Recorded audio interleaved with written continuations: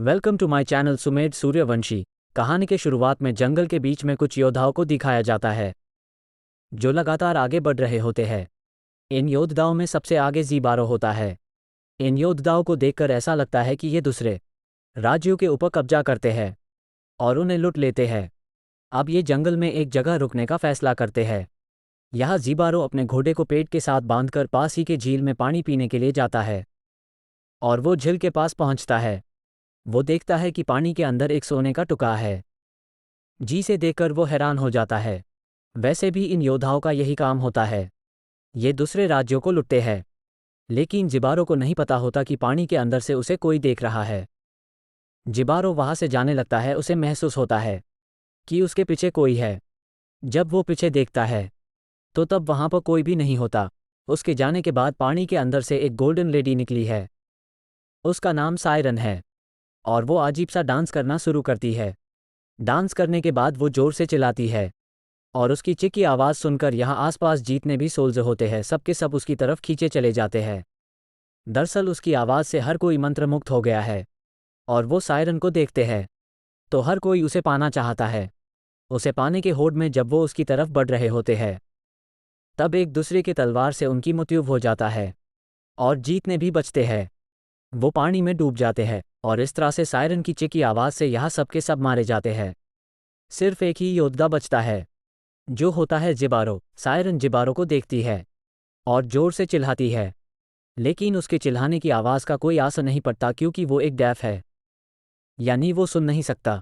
और ये देखकर सायरन हैरान हो जाती है क्योंकि आज तक कोई भी उसकी मैजिकल आवाज़ से बच नहीं पाया। लेकिन उसकी मैजिकल आवाज़ का जिबारो पर कोई असर नहीं हो रहा होता। उसे लगता है कि शायद उसका मैजिक जिबारो पर काम नहीं कर रहा, इसीलिए वो पानी के अंदर चली जाती है। जिबारो भी बहुत ज़्यादा डरा होता है क्योंकि उसके सभी साथी मारे गए।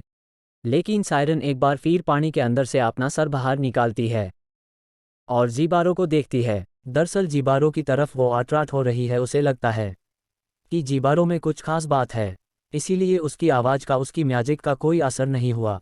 जिबारो अपना घोड़ा लेकर इस जगह से भाग जाता है। थोड़ी दूर जाने के बाद पेड़ से टकराकर बेहोश हो जाता है। कुछ देर के बाद उसे होश आता है और वो अपना सफ़र पैदल ही तय करता है। चलते चलते वो बहुत थक गया है, इसीलिए नदी के किनारे वो सो जाता है। जब रात को वो सो रहा होता है तब वहाँ पर सायरन आ जाती है जो उसे पाने के लिए जानने के लिए बहुत उत्सुक होती है। वो उसके आसपास डांस करती है, लेकिन जिबारो जो कि एक डेफ है वो सुन नहीं सकता, इसीलिए सायरन की मौजूदगी का कुछ पता नहीं चलता। सायरन उसी के पास सो जाती है। अगली सुबह जब जिबारो की नींद खुलती है तो तब वो अपने पास सायरन को पाता है और उसे देखता ही रहता है क्योंकि उसका शरीर पूरा सोने का होता है जिसमें हीरे मोती जड़े होते हैं जो दुनिया के बेशकीमती होते हैं। और तभी सायरन की आँख खुल जाती है। वो वहाँ से भागने लगती है। जिबारो उसे रोकने की कोशिश करता है तो उसका हाथ कट जाता है क्योंकि सायरन की बॉडी एक लेयर सोने की बनी हुई है। हालांकि जिबारो को समझ में आ जाता है कि ये दोनों अलग अलग दुनिया के हैं। साथ ही उसका हाथ कटता है तो खून भी निकलता है, जो इस बात का संकेत होता है कि इस रिश्ते में सिर्फ नुकसान और मौत है। लेकिन जिबारो के आँख में हीरे मोती का लालच है और उसी लालच के चक्कर में वो उसका पीछा करना शुरू करता है।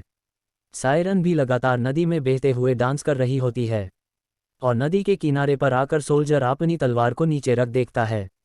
सायरन भी उसे देखती है।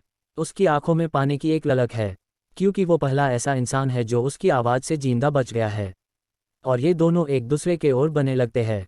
जल्दी ये दोनों एक दूसरे के करीब आ जाते हैं, जिसके बाद ये किस करते हैं। जिबारो के होठों से खून निकलता है कि इस बात का संकेत होता है कि ये दोनों एक दूसरे के लिए नहीं बने हैं। लेकिन जिबारो अपने सोने हीरे जवारों के लालच को पूरा करना चाहता है, जबकि सायरन अपने लस्ट को पूरा करना चाहती है। ये दोनों एक दूसरे के करीब आए हैं क्योंकि ये दोनों के मन में अपने अपने लिए लालच है। ये दोनों एक दूसरे के बारे में बिल्कुल नहीं सोचते और अब एक दूसरे के करीब होते हैं। तो जिबारो सायरन पर अपने सिर से हमला करके उसे बेहोश कर देता है, जिसके बाद सायरन के शरीर से उसकी सारी ज्वेलरी जो बेशकीमती है, साथ ही उसकी स्किन सोने की है, उसे भी निकाल देता है। और उसे निकालते हुए सायरन बहुत ज़्यादा जख्मी हो जाती है, पर जिबारो को उसके चोटों से, जख्मों से, उसके दर्द से उसे कोई फ़र्क नहीं पड़ता। बस वो अपने लालच को पूरा करना चाहता है। वो उसके शरीर से एक एक सोने का कतरा निकालने के बाद उसे नदी में फेंक देता है।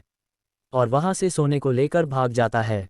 लेकिन सोने का वज़न बहुत ज़्यादा होता है, जिसे उठाने में उसे बहुत प्रॉब्लम हो रही होती है। लेकिन फिर भी उसके अंदर का लालच कहता है कि उसे सोना लेकर यहाँ से जाना है, जबकि वो जानता है कि इस जंगल से निकल पाना इतना आसान नहीं है। वही हमें सायरन की बॉडी को दिखाया जाता है, जो बहते हुई अपने तालाब तक पहुँच जाती है, जिसके बाद खून का एक सैलाब निकलता है जो पूरी नदी में फैल जाता है।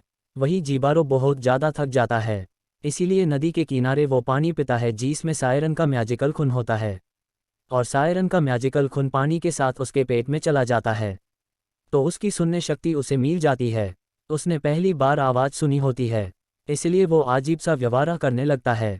उसे कुछ समझ नहीं आ रहा होता कि उसके साथ क्या हो रहा है, पर वो अपने आप को जल्दी शांत करता है और यहाँ से निकलने की तैयारी करने लगता है। वही सायरन को दिखाया जाता है कि वो अभी भी जिंदा होती है। जब वो अपने शरीर को देखती है तो उसे बहुत दुख होता है, क्योंकि उसके सुंदर जेवरात जो कि उसके शरीर की शोभा बढ़ाते थे, जिन पर उसे गुरूर था, वो सब के सब जीबारो लेकर जा चुका है। इसी के साथ उसका भ्रम टूट जाता है।